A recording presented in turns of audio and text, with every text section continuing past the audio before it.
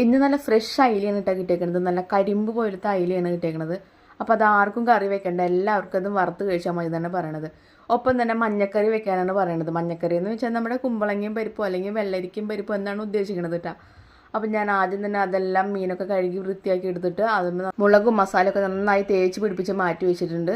പിന്നെ ഒരു വെള്ളരിക്ക കറി വെക്കാമെന്നാണ് വിചാരിക്കുന്നത്. അപ്പോൾ ആദ്യം തന്നെ പരിപ്പ് കുക്കറിൽ വേവിക്കാനായിട്ട് വെച്ചിട്ടുണ്ട്. പരിപ്പ് നന്നായി വേവണം കേട്ടോ. 2 വിസിൽ വന്നോട്ടെ. അപ്പോഴേക്കും നമ്മുടെ വെള്ളരിക്കെല്ലാം നന്നായി ചെറുതാക്കി അരിഞ്ഞെടുക്കുക.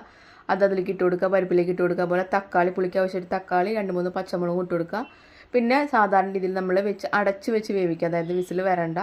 അതിലേക്ക് ആവശ്യമായിട്ട് വെന്ത് വരുമ്പോൾ 1 സ്പൂൺ മഞ്ഞൾപ്പൊടി, 1/2 സ്പൂൺ മുളക് പൊടിയും കൂടി ഇട്ട് കൊടുക്കുക. ആവശ്യത്തിന് ഉപ്പും കൂടി ഇട്ട് കൊടുക്കുക. നന്നായി വേവട്ടെ. അപ്പോൾ ഞാനൊരു ചമ്മന്തി ഉണ്ടാക്കി എടുത്തു കേട്ടോ. ഉണക്ക ചെമ്മീനൊക്കെ കൂടിയിട്ട് ഒരു ചമ്മന്തി ഉണ്ടാക്കി കൊടുത്തു. ഇത് കാര്യം തന്നെ തിളച്ച് വന്നിട്ടുണ്ട്. അപ്പോൾ കടുകൊക്കെ വറുത്ത് പിന്നെ ചോറിൻ്റെ സമയത്താണ് നമ്മുടെ മീൻ വറുക്കണത്. ഇവിടെ എല്ലാവർക്കും ഈ മീൻ വറുത്തതും മഞ്ഞക്കറിയും അതുപോലെ ചമ്മന്തിയും കൂടി കഴിക്കാൻ നല്ല ഇഷ്ടമാണ് കേട്ടോ.